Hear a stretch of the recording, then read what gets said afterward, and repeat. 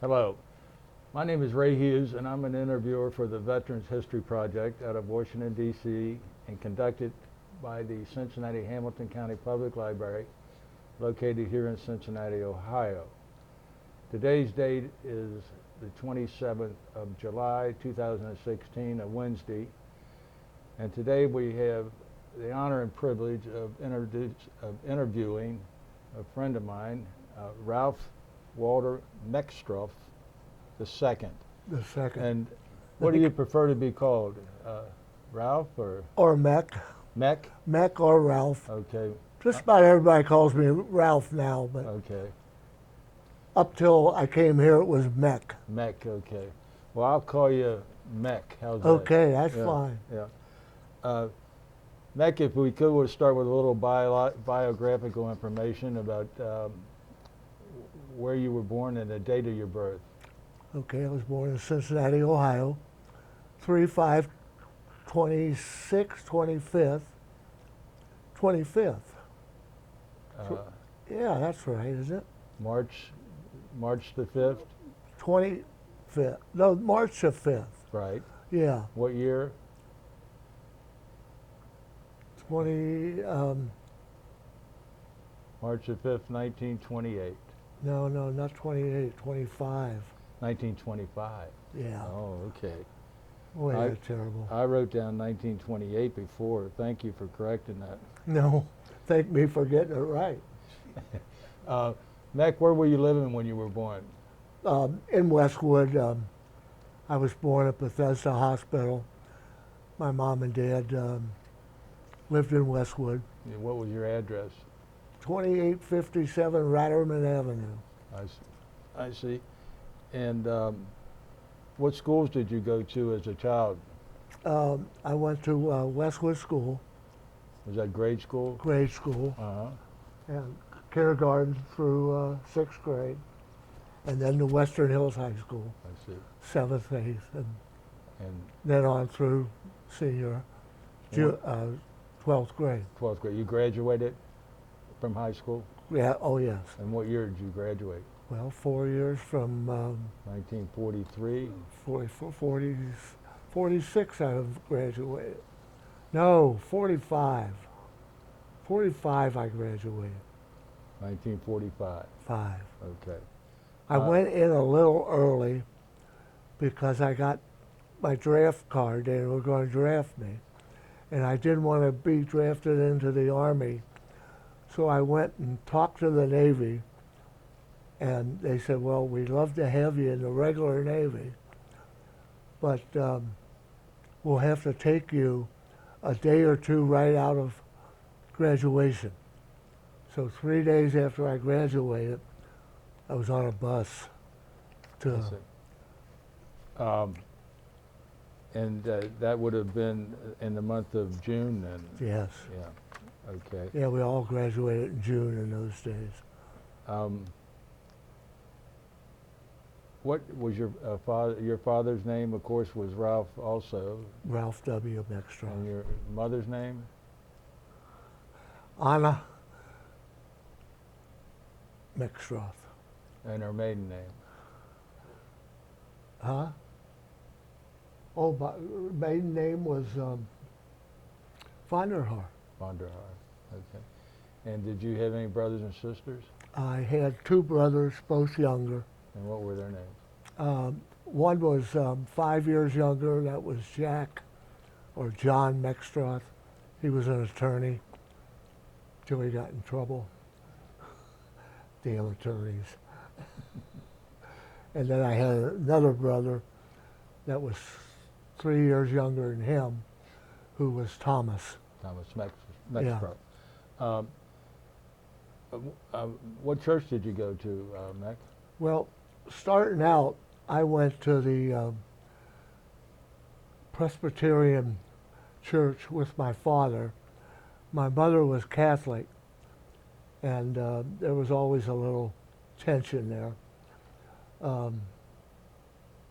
But I went there and through the 6th grade at Western Hills High School, and then it was either to St. Catherine's for 7 and 8, or Western Hills High School for 7 and 8. So I heard the arguments. My bedroom was here, there, or there. Anyhow, she gave in if he would allow me to become a Catholic. So I went to Western Hills High School, which I wanted because I wanted to play football. I thought I was a football player. Mm-hmm. And so I went to Western Hills High School. And you became a Catholic. And I became a Catholic. What Catholic church did you go to? Our St. Catherine's. St. Catherine? Yeah. Where's that located? That's over on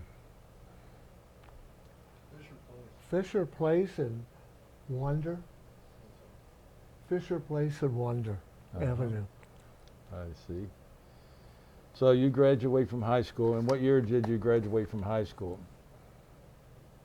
Same year I went in. And what year was that? It was 44. June the 2nd, 1944. 44. Okay. World War II is still going on. Yes. Okay. So you joined the Navy here in Cincinnati on June the 2nd, 1944. Correct. Downtown at the post office? At the post office. Uh-huh. And so after you signed in, give us the chronology of where'd you go first? Well, at first I went back home till I graduated. Right.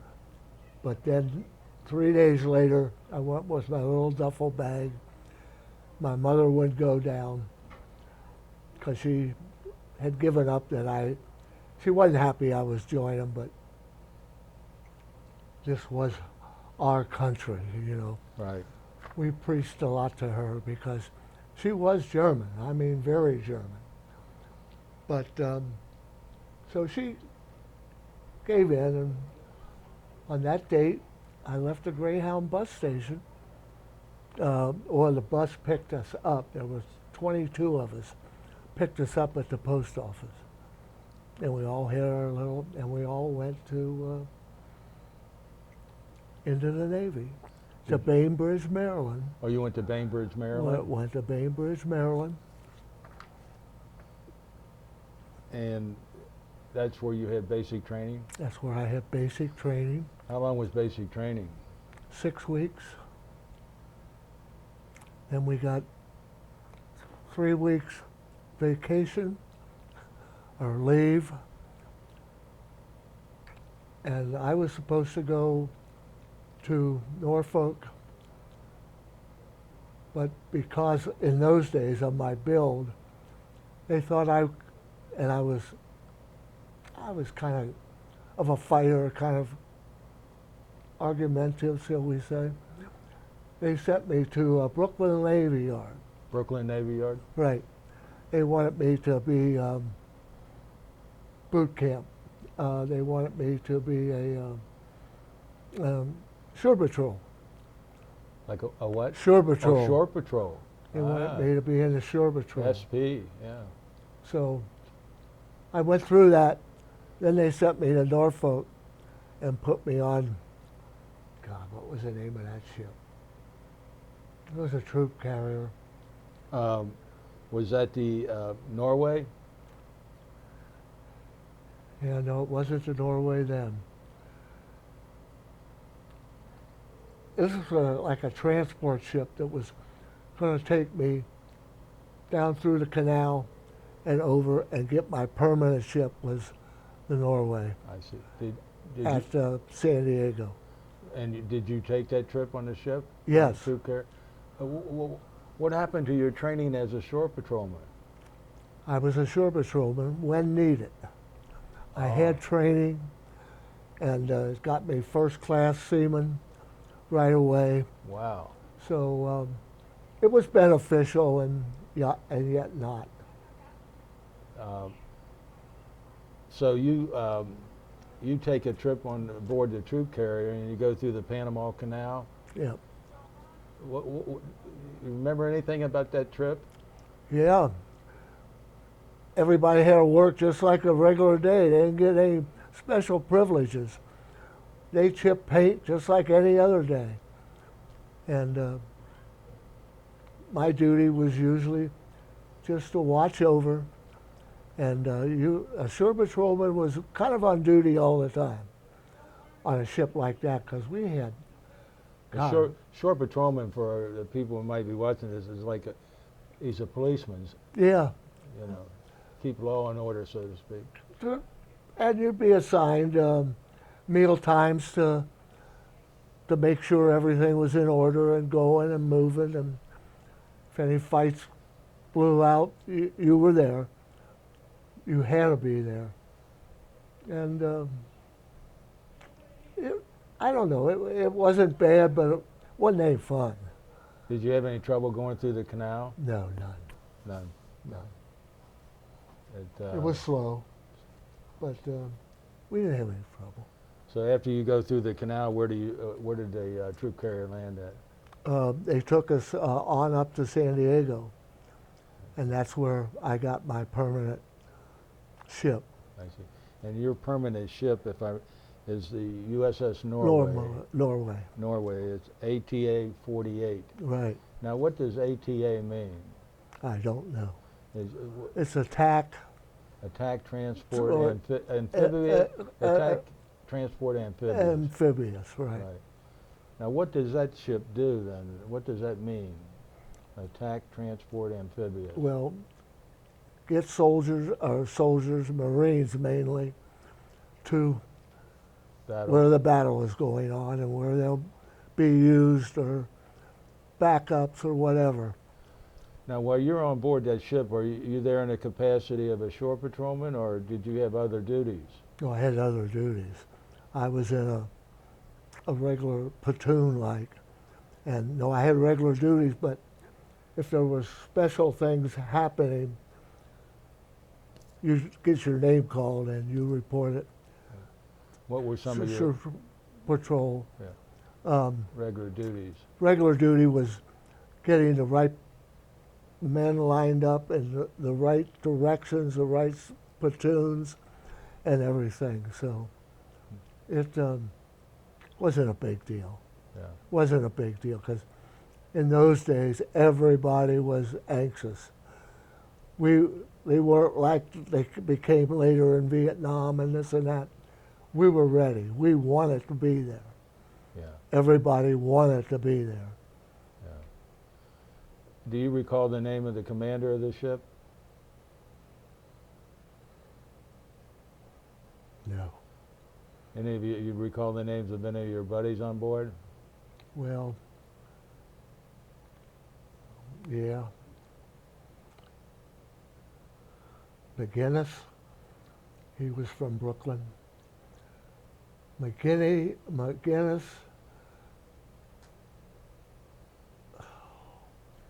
bunch of damn Irishmen. There was 2 or 3 others, I can't remember their names. They'll pop to me in a little while. Well, while we're talking, Yeah. they come to you. So you're at San Diego now, and you're on board your permanent ship, the Norway. What's the first port that you take off to? Or We went on training up north, up around Seattle, and up into around Alaska, and putting troops ashore and bringing them back, and then going out near the Aleutians, just see what the weather's like and let Mr. Jap know that we have some ships in the area. A lot of it was just, hey, we're over here, we know you're over there kind of stuff. mm-hmm.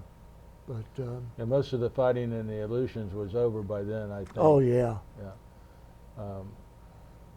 Did you carry a lot of weapons on board the Norway? Yeah, we did. Yeah. Quite a few tanks. Okay. Yeah. Did you have to unload any of them, or load Oh any? yeah, we load and unload. In the on these Aleutians? In Alaska? in Alaska. I didn't realize there were that many Marines in Alaska. We have 500-600 aboard. I see. And they got treated like they wanted to get treated, like we treated them awful. We treated the Marines terrible. See, we were their superior, and we weren't very nice to them. That's that Navy Marine Corps rivalry. Yeah, Navy up here, Marines down there. I see. So, But most of it was over. I suffered a very long-lasting punch in the eye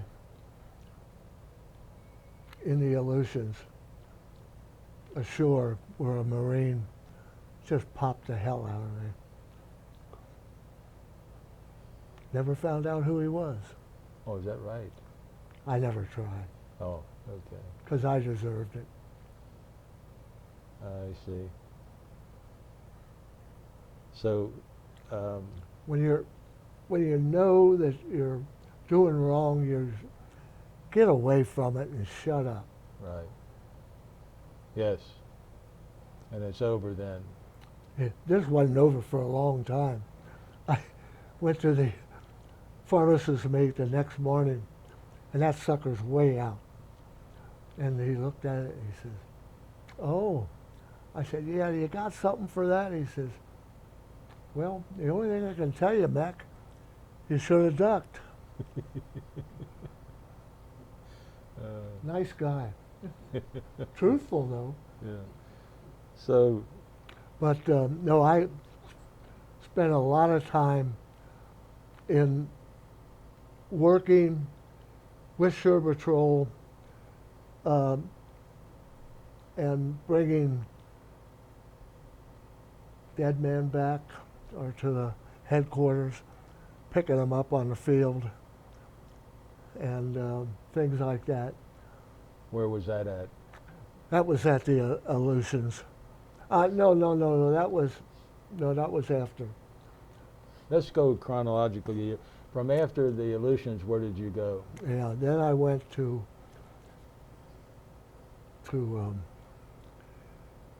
oh shoot, where did we go? Well, they were still fighting in the mountains of Guadalcanal. Guadalcanal. Yeah, and so we would allow the Marines and the soldiers who also classed, except when they were on the battlefield, they were fine. So we would monitor where the different ones were, and if they needed some backup, we would go in as a backup force, 100, 200 Marines, 500 Marines, and join their forces. As backup only. We were never in the front line. In other words, we were able to get the crap beat out of them, and we're trying to get the heck out of there. We go and put over fire and stuff like that so they could get out. And get on board the ship? Yeah, we became a hospital ship. I see. Basically, that's what we were anyhow. And you had to, did you evacuate a lot of wounded and dead off of Guadalcanal? Yes. Not as many wounded as dead, because they weren't moving us too fast, and they weren't moving the dead too fast. So until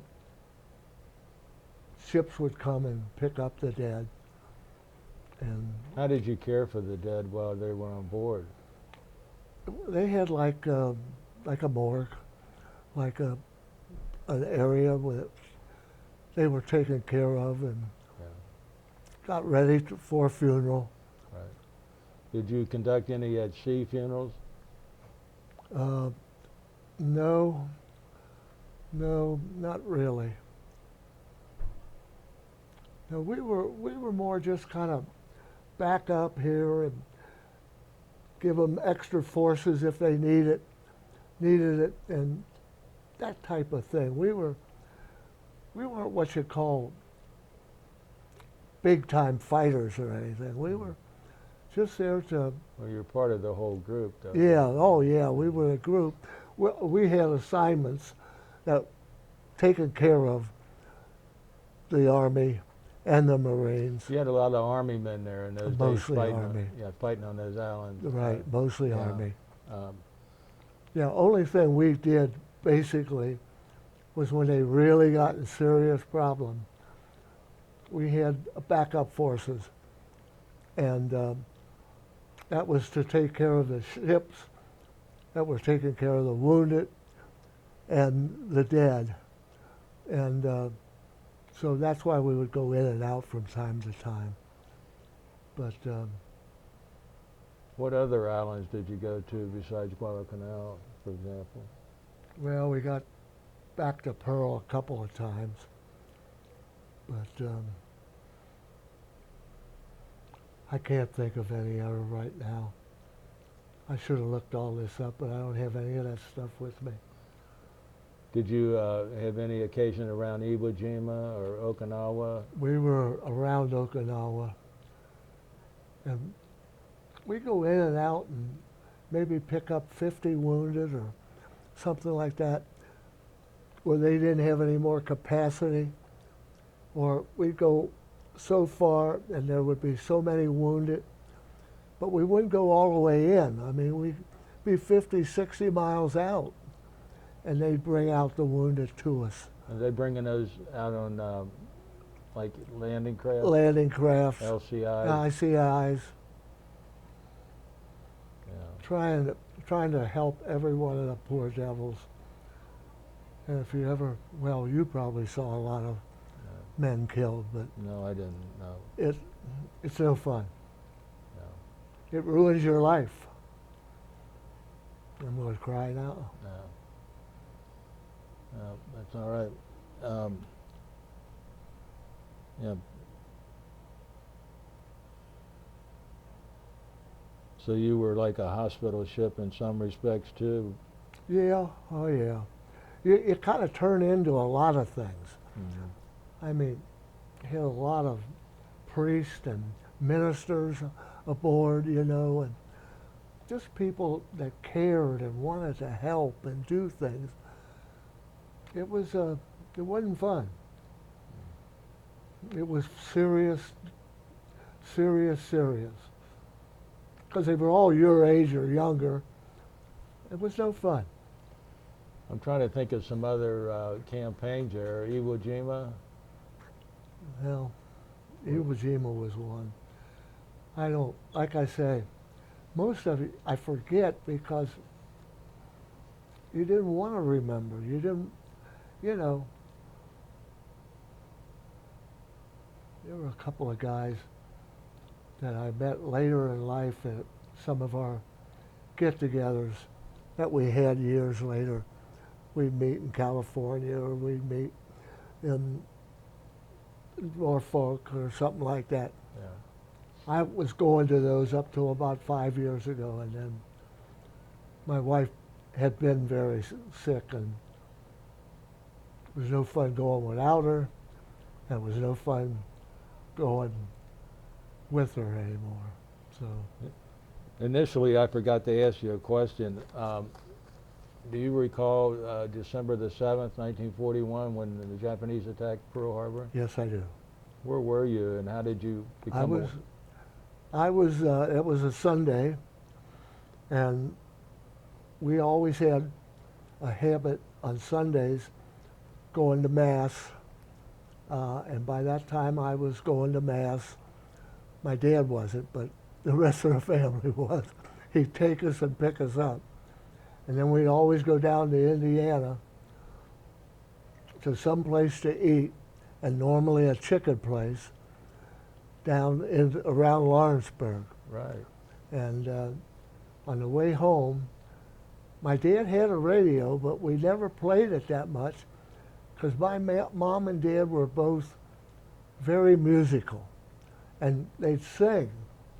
And my dad would sing World War I stories, and my mother would sing with him, and we'd join in, and he'd sing Takakakady. I don't know if I can say it anymore. But he'd sing these German songs, and you know, that the Americans sang.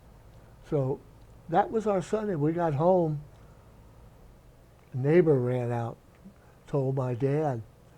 So we went in and turned the radio on. And that's how I learned of it. Do you remember what your parents and what you thought about it at that time? Well, it was sad, and my mother, me being my age, knew that I was only a few years away. Right. So she was pretty upset. Well, all I could think of is, I want to go now. Right. I want to be there.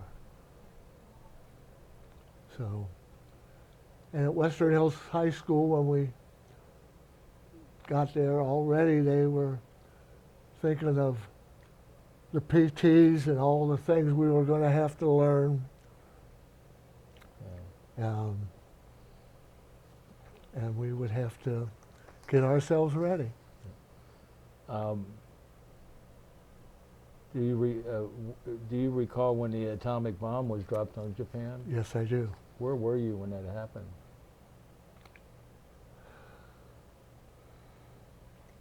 I was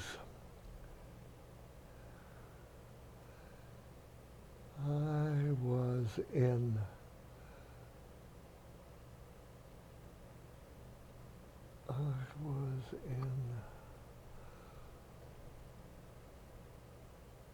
what's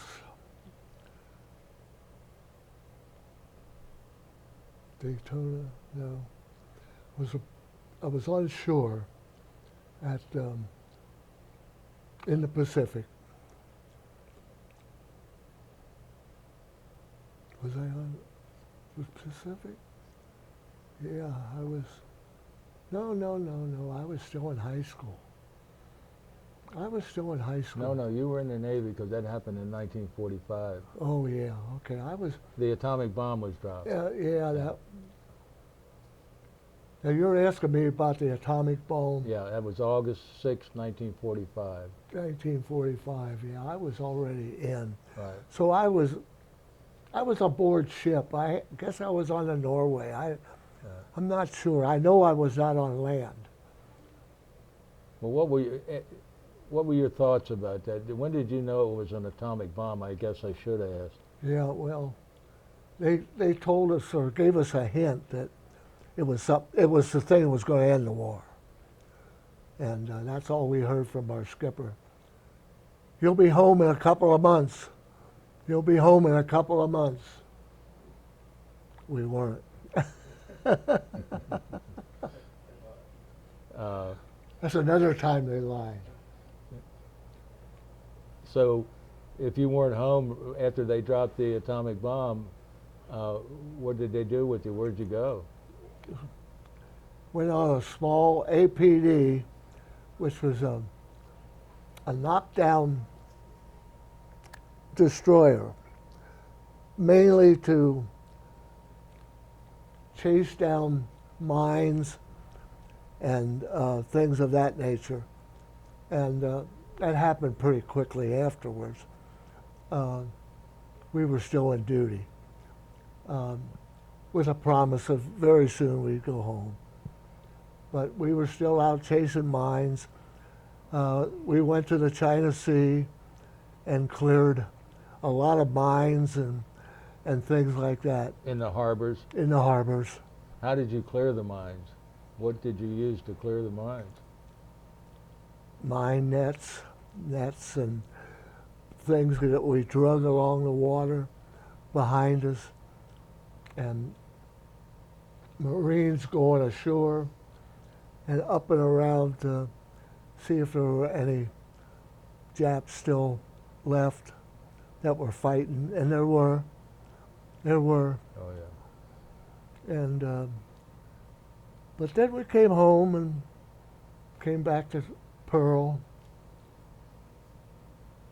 Did you have much duty at, liberty at Pearl Harbor during your time in the Navy? No, very little. 6 or 8 days, if that many. Did you ever get down to Hotel Street? Yeah. Yeah, I was on a few of those streets. Always ended up with a fight with a Marine. Were you a Marine? No, Flyer? no, no, Oh, weren't you?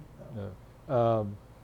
Well, that was just part of their everyday duty, though. This inner rivalry between the services. Oh, yeah. It was, I don't know, it part of it. Yeah. Now, I was in long enough that they were going to conduct an atomic bomb sequel called, God, I have trouble with names anymore. Anyhow, there was going to be 150 ships At Bikini? at Bikini. And our ship, the APD,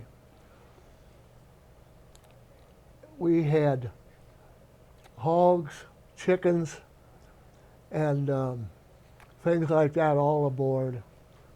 And see, they'd get us so close. I think our position was 50, 60 miles away from the actual explosion.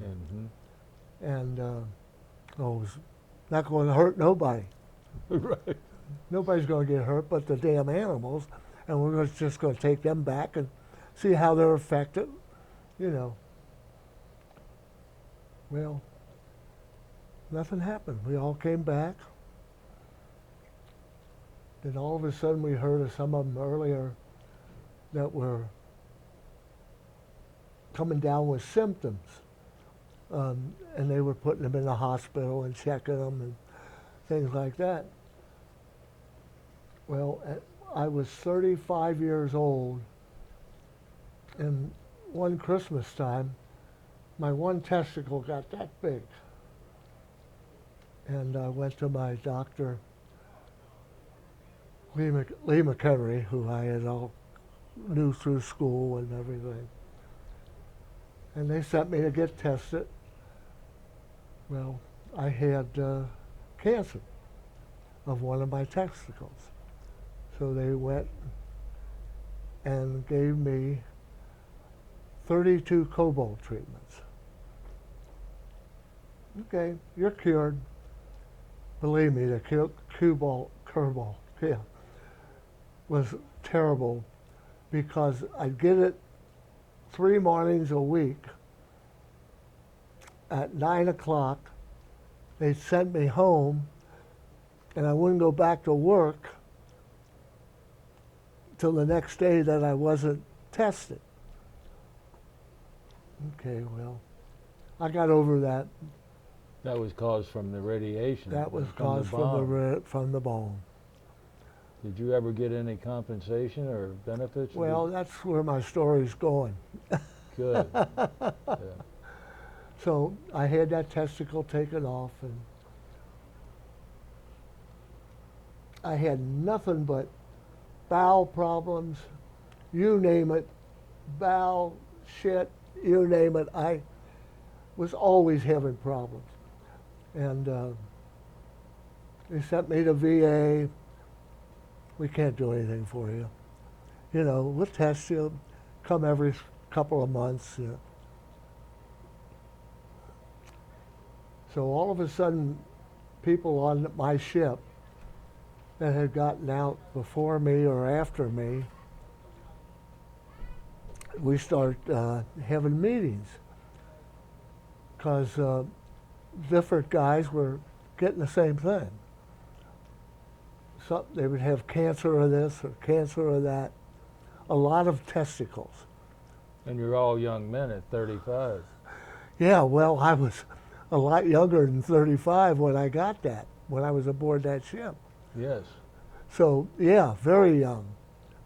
So, VA would check us, and the Navy would get in touch with us, and we'll be at your side all the time.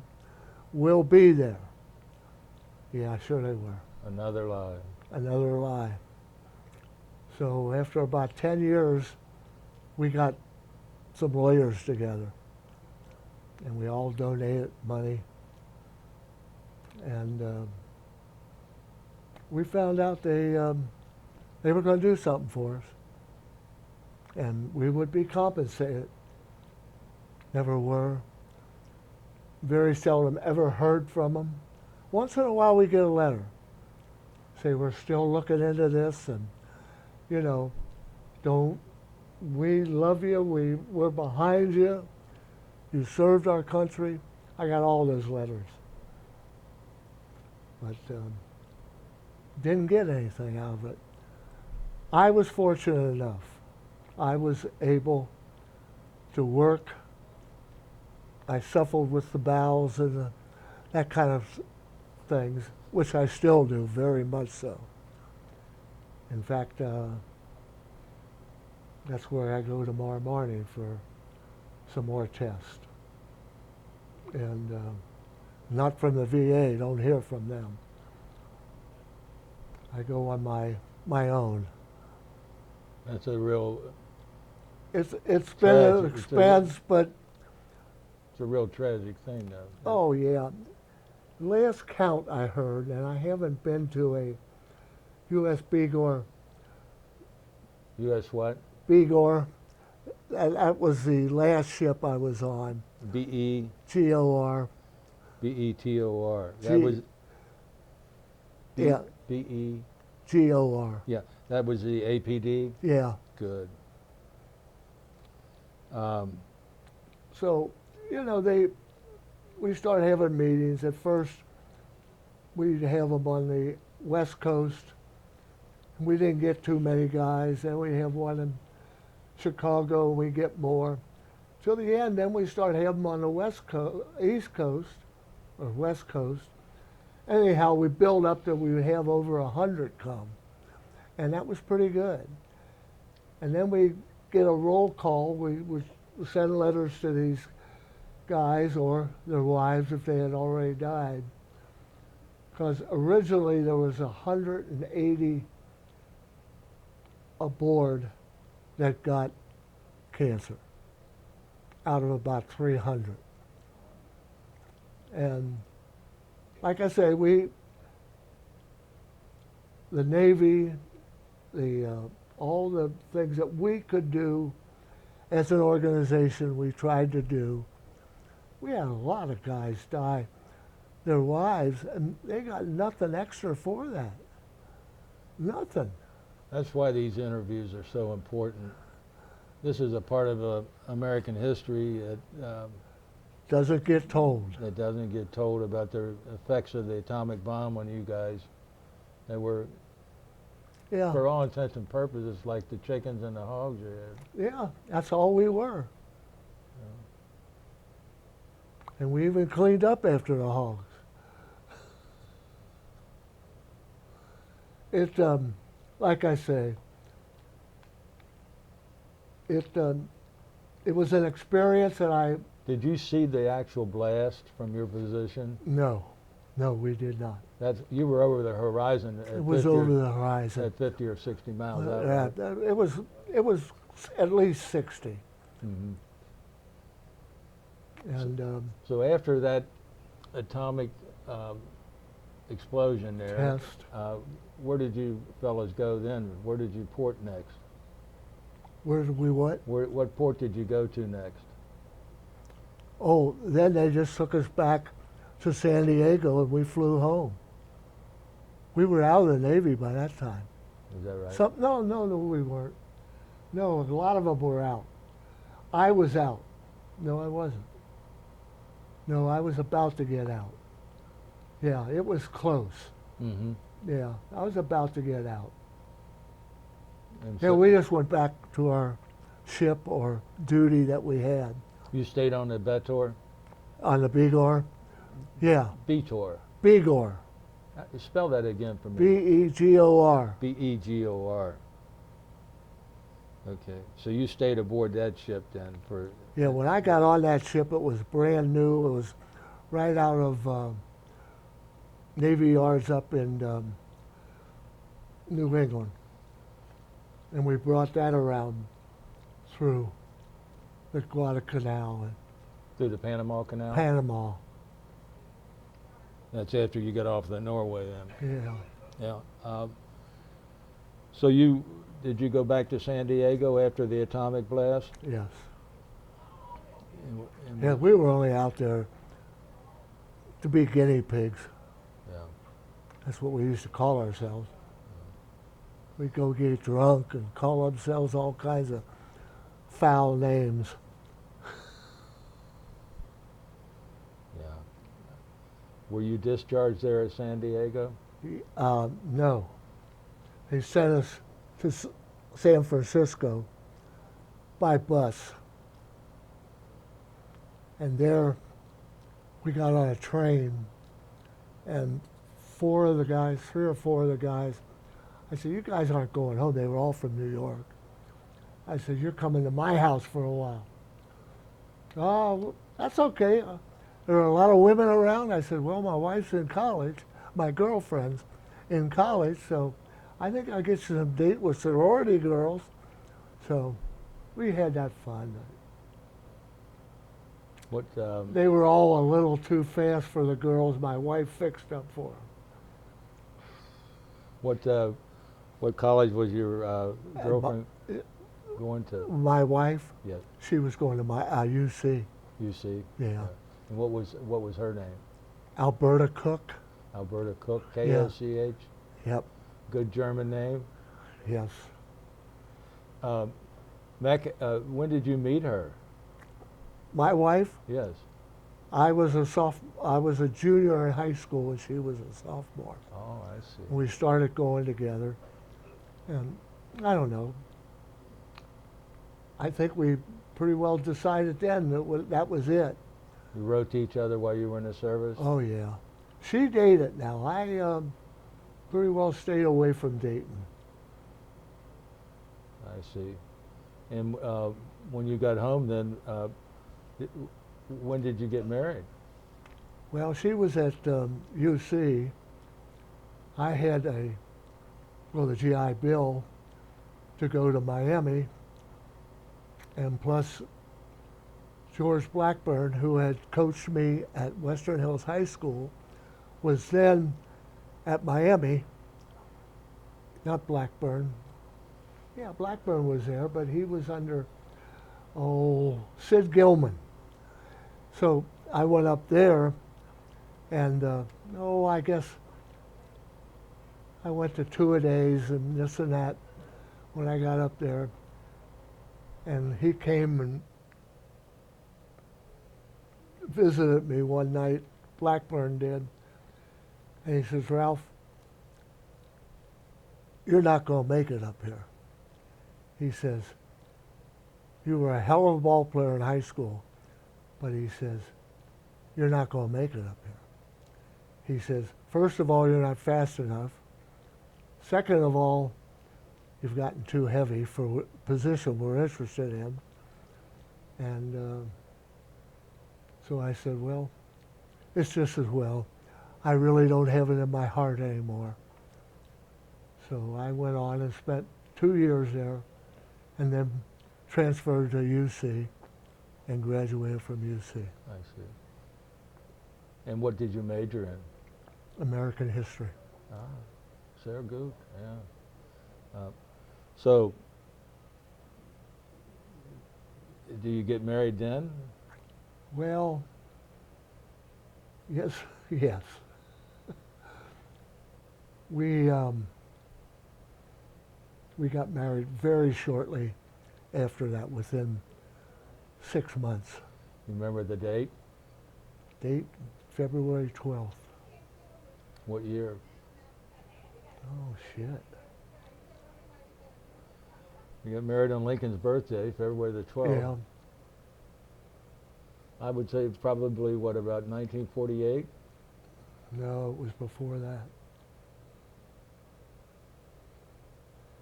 It was 47, 48. I would say 47. Okay. And what did you do for a living? Well, I was going to teach, so I stayed in school and worked part-time for my father, who was part owner of the Handy Window Shade Company. And I remember it very well, yeah. so I tried that, and and by the time I graduated, it was time to do student teaching and all that stuff. And I wasn't going to make any money. My wife was already teaching and not making much money. And my dad says, you know, you're wasting your time. Let her teach. Why don't you come to work for me? I did. So I was there for 18 years till I couldn't stand him or my uncle or his son. So I left and went on the road for a Kirsch hardware company with curtain rods and traverse rods and things like that. I went on the road for them for what? 8 years? 10 years? I don't know.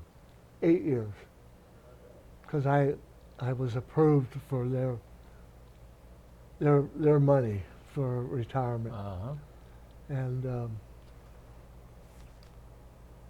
so I was going to do that.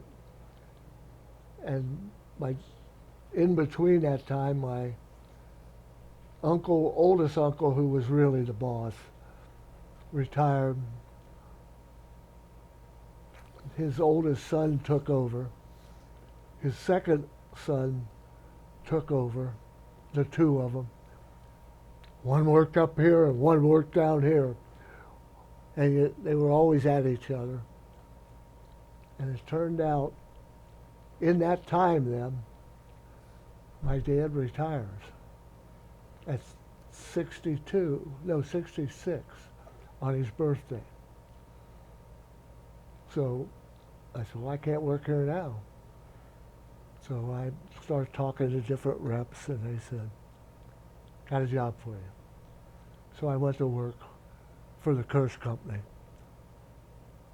Spent about 5 years there, more, 4 years. And they, on the road, 2-3 days a week, loved the job, because it was what I've done all my life.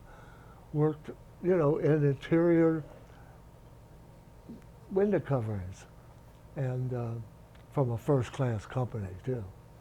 From a very first-class company. Well, my brother, the attorney, they caught this cousin stealing money. In 5 years, 7 years, they came up with about $180,000 that they could prove. Now that was back when money was money. Right. And first thing he says, you're going to come in and take over.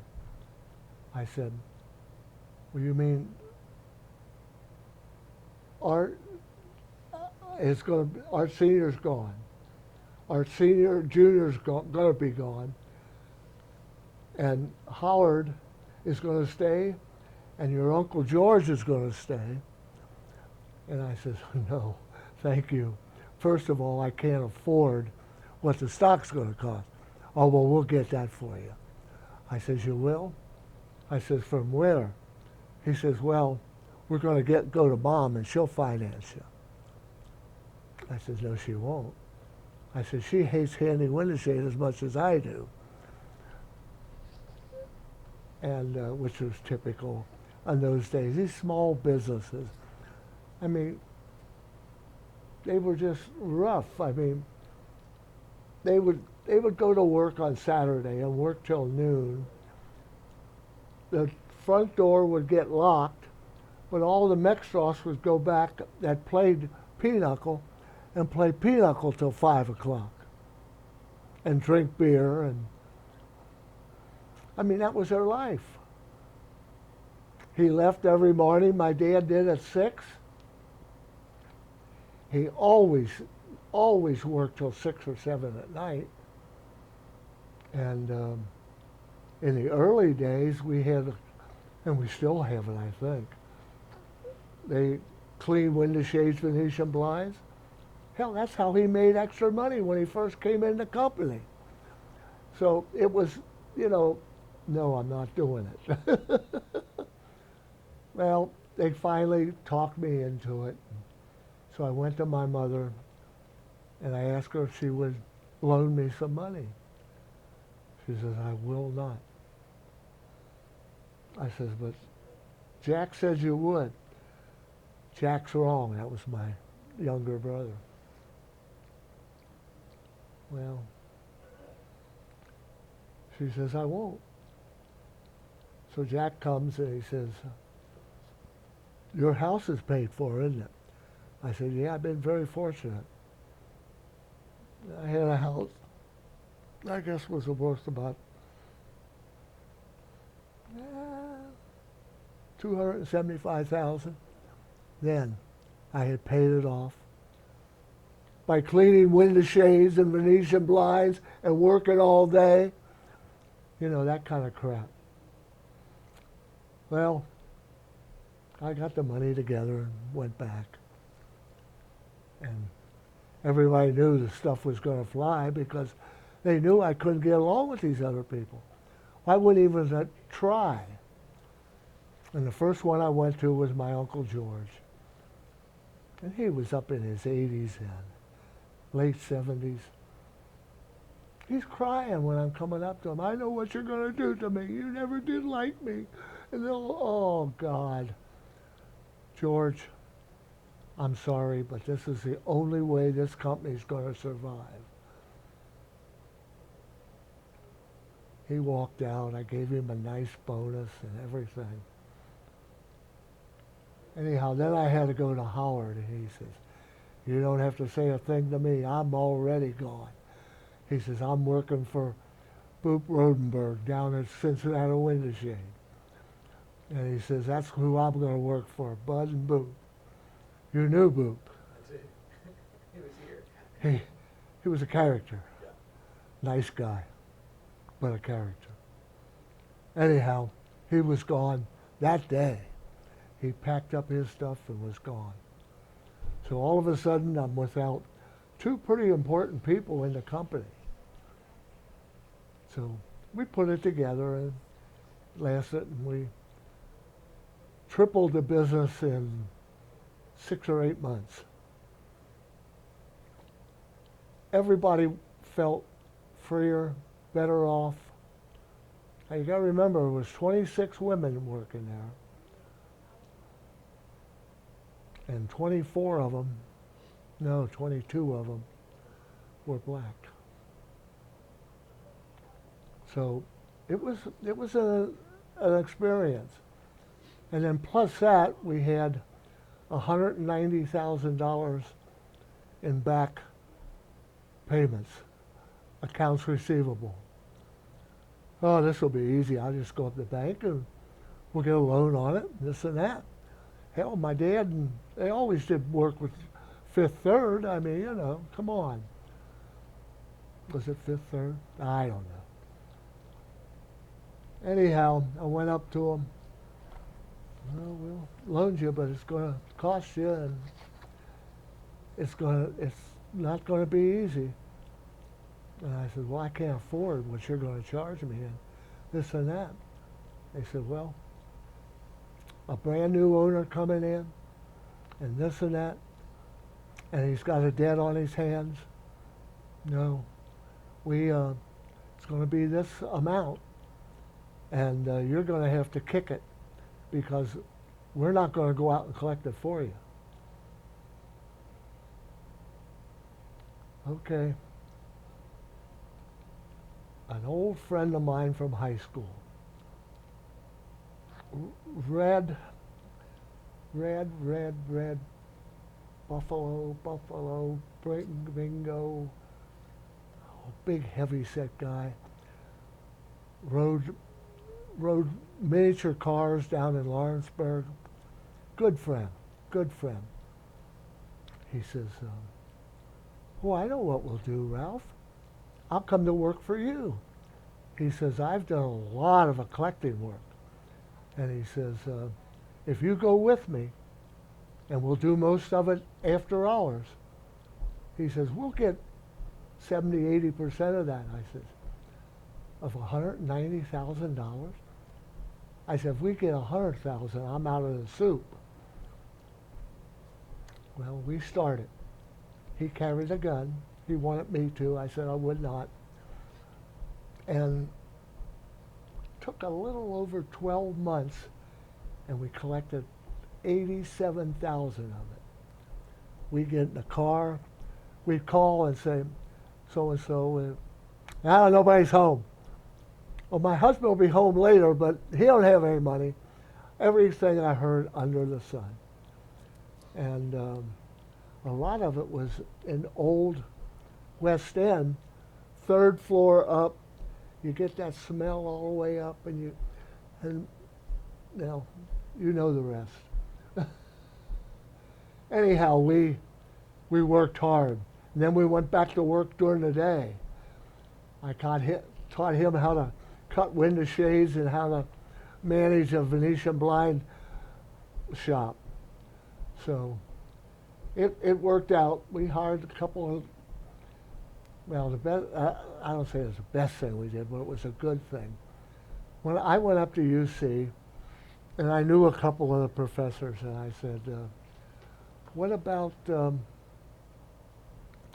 this going on? Do you have people that can help me collect money? I mean, you know, guys that are in the business to learning how to collect and this and that. Yeah, we got guys that have to learn that and in the business world. So they assigned 2 different guys, and I paid them well. I paid them really well. Well, we got it done. And boy, we went to town after that. Believe me, we went to town after that. We really went to town. Well, Now things are different. My 2 sons took it over. They're doing all right, but the businesses have changed. Amazon and all these things and the big box stores. And I tell you, there's 6 or 8 guys that I can name. I might not be able to name them, but I could tell you. They were 3 or 4 of them were ex-Cincinnati firemen. Now, they worked for me on their off days, which they would work, 2-3 days and then off 2-3 days. right. And I'd put them on a truck, taught them how to install, and paid them very well. I had them lined up to work for me. Plus I had 3 or 4 regular installers. So it wasn't easy, but most of those guys now, well, now they're older, but most of them now do installation businesses on their own, or they advertise in the Western Hills Press, Venetian blinds by so-and-so, 20 years experience, 75% off or 50% off. There must be 30 of them in town. And I swear I trained half of them. But that's business. That happens. Well, that sounds like an exciting life. Yeah, And, well, my sons, and I will say this, to their credit, they're both college graduates, both football players, for scholarship football players, and both played for Earl Bruce at Iowa State. Both played in 3 or 4 bowl games.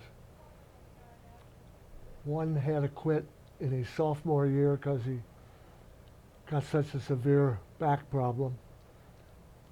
Well, they run it now, but they decided when the second one came in, they decided that they were going to keep Handy Window Shade, but they were going to go into another business or 2. along the way. And they both felt that they were qualified to know quite a bit about building, construction, and especially my older son, who is now 61. And so they decided, and when they took over my business, and I sold it to them for a quarter on a dollar, they took every bit of money, profit, and start buying apartment buildings. And at this time now they owned 10, 11 families. And so the second son that went in, he took over Handy Window Shade. So one's president here, one's president there. They work together. They got people they can trust, and they both work their butts off. And now they're worth a lot of money. And they've got good advisors too. That sounds great. So college education There you is, a lot of people boo it, but if the right person gets a hold of it, it's good. And they're always selling one of these. I mean, they get up to a certain point. Their real estate agent and accountant says to them, Craig, Ralph, that thing's got to go. He says, you can sell that for this or that, you know. So they're worth well over $2 million. That's great. At this time, we're arriving at about the end of our interview. I want to see if Brian has any questions. Yes, Brian.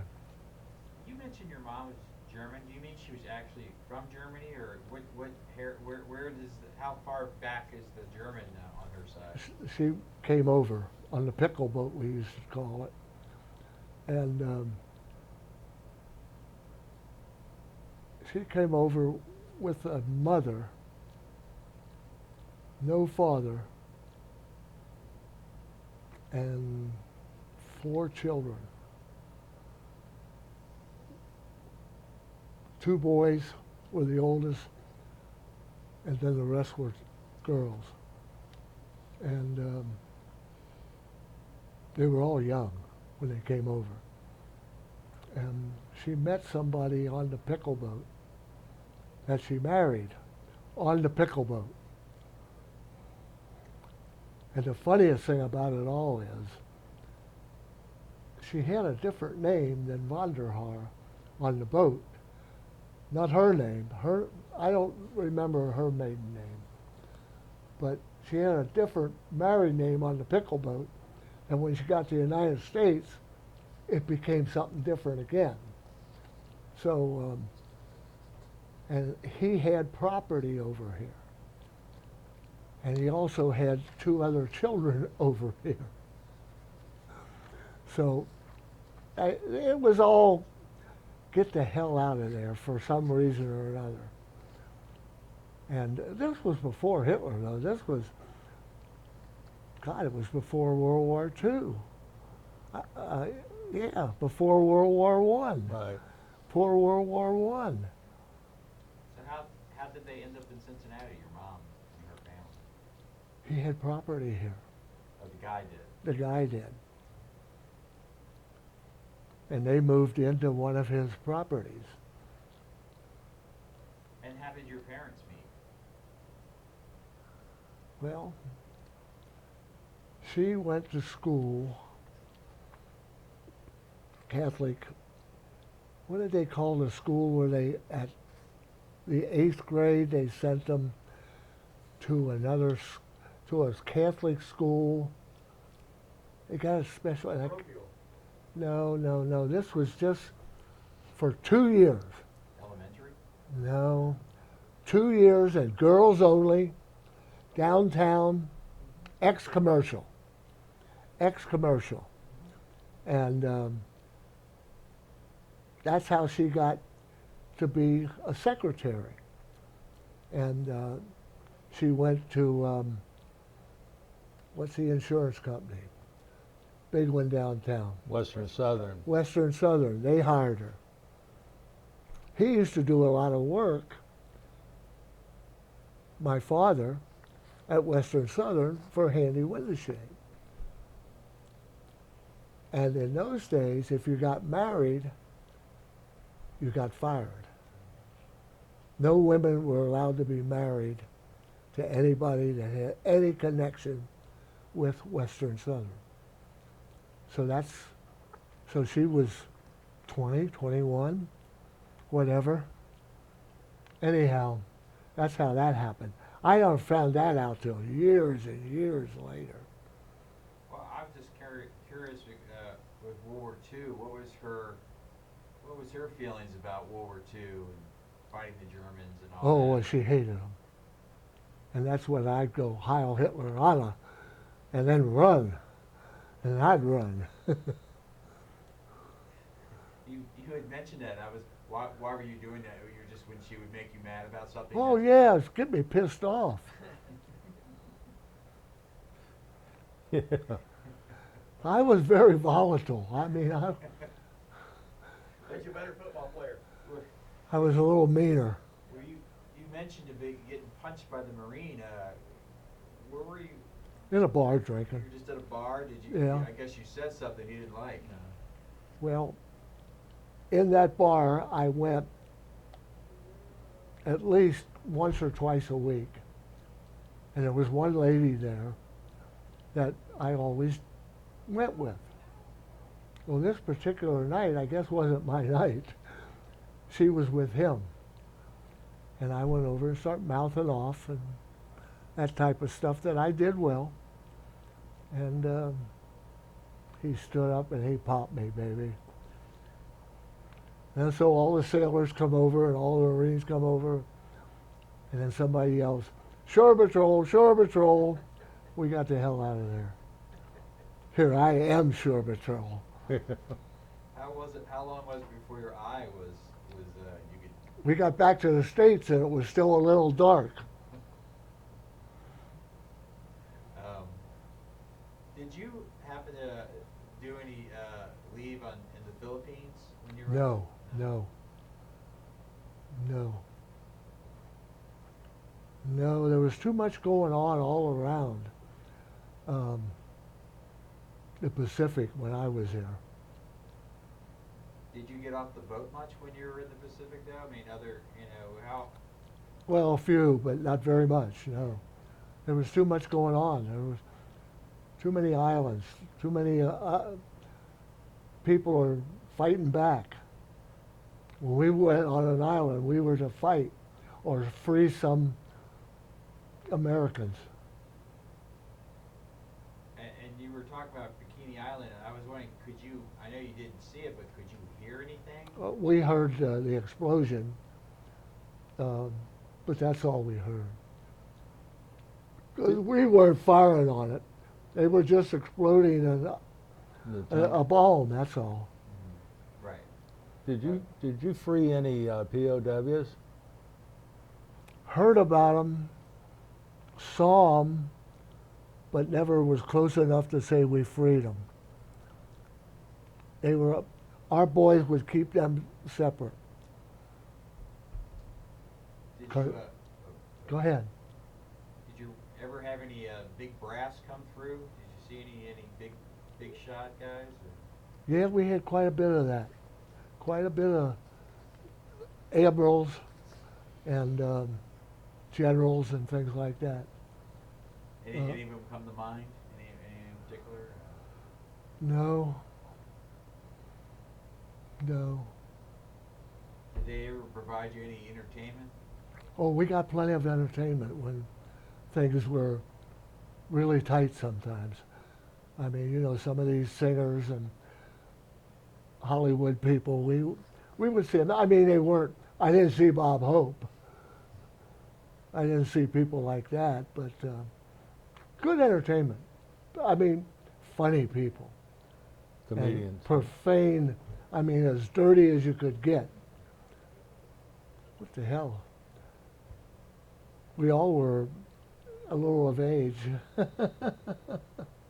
And you kept in touch with some of the guys that you served with? I did for about the first 5 or 6 years I was out.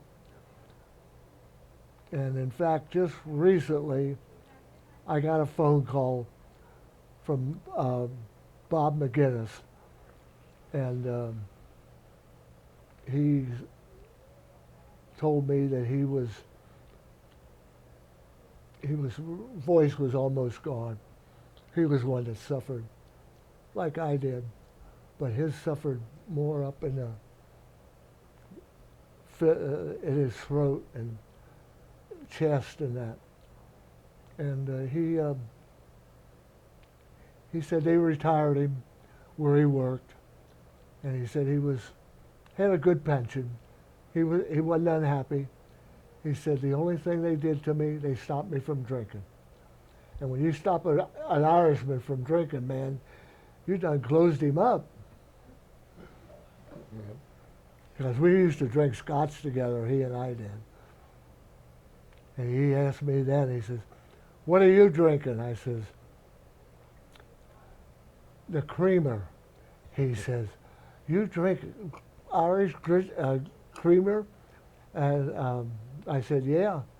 He says, "That's expensive." I says, "Yeah, it's $36 a bottle down here." He says, "Son of a bitch." That's all my questions. Thank you. Thank you.